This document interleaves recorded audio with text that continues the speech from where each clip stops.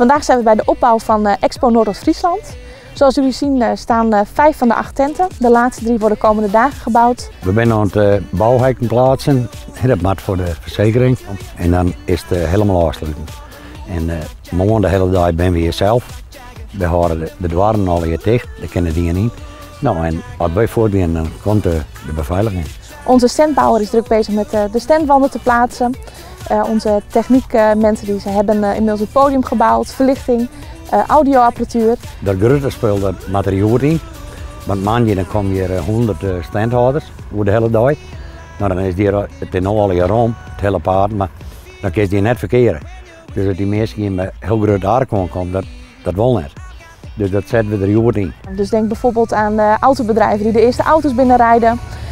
De horecahal wordt ingericht, ook de keukenapparatuur wordt geplaatst. Er ben ik meestal die gaan per folders en die gaan achterwand alleen en nou, die komen op tijd en waar.